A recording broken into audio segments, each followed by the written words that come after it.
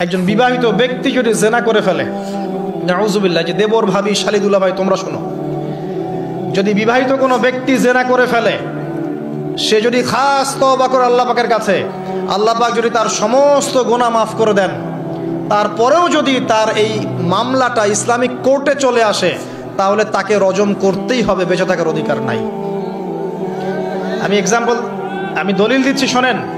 নবী সাল্লাল্লাহু আলাইহি ওয়াসাল্লামের একজন সাহাবী, মহিলা সাহাবী, তিনি পাপ করে ফেলেছেন। কি করেছেন? জেনা করে ফেলেছেন। বিবাহিত ব্যক্তি ছিলেন।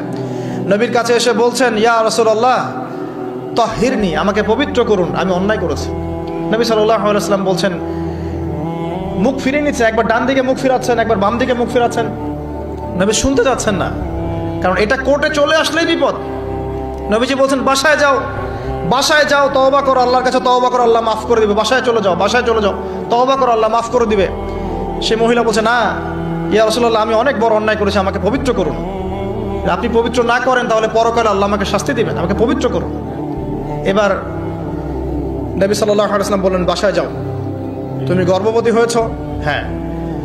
বাচ্চা খালাস করো, তারপরে এসো, তোমার বিচার করে দেওয়া হবে ইনশাআল্লাহ। সেই মহিলা বাসায় ফিরে গেল, তওবা করতে থাকলো, তার গর্ভের সন্তান বড় হতে লাগলো। এক পর্যায়ে সন্তান জন্ম হলো।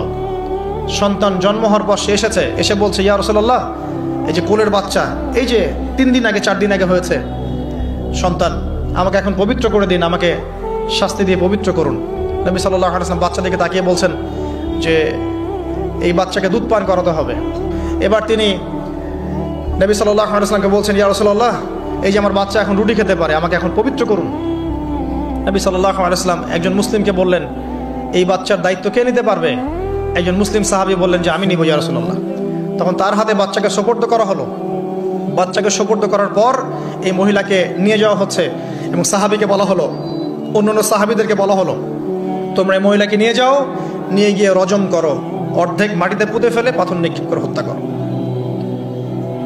এবার সাহাবীরা এই কাজ করছেন। খালিদ বিন ওয়ালিদ রাদিয়াল্লাহু আনহু, বিখ্যাত বীর সাহাবী, তিনি তখন মুসলিম হয়েছেন এবং অনেক যুদ্ধের নেতৃত্ব দিচ্ছেন। তিনি একটা পাথর নিক্ষেপ করেছেন। এই পাথরের নিক্ষিপ্ত পাথরের আঘাতে রক্তের ফিনকি ছিটকে এসে খালিদ বিন ওয়ালিদ রাদিয়াল্লাহু আনহুর এই যে কাপড়ের মধ্যে পড়েছে। তখন খালিদ বিন ওয়ালিদ রাদিয়াল্লাহু আনহু তিনি বলছেন, ছি, আমার কাপড়ে একজন ব্যভিচারী নারী রক্ত পড়লো, এরকম একটা স্টেটমেন্ট তিনি করেছেন। তখন নবী সাল্লাল্লাহু আলাইহি ওয়াসাল্লাম রাগ করে বলেন, ইয়া খালিদ, তুমি থামো। তুমি জানো এই মহিলা অন্যায় করার পর এমন তওবা আল্লাহর কাছে করেছে, এত বেশি তওবা সে আল্লাহর কাছে করেছে, এত বেশি তওবা আল্লাহর কাছে করেছে বিগত এই সময়গুলোতে, এই তওবা যদি পুরো মদিনাবাসীর মধ্যে ভাগ করে দেওয়া হয় তবুও কম হবে। এবং সেই মহিলা এখন জান্নাতে আছে, জান্নাতে নদীতে সাঁতার কাটছে ইনশাআল্লাহ। আমি বুঝাতে পারলাম কিনা?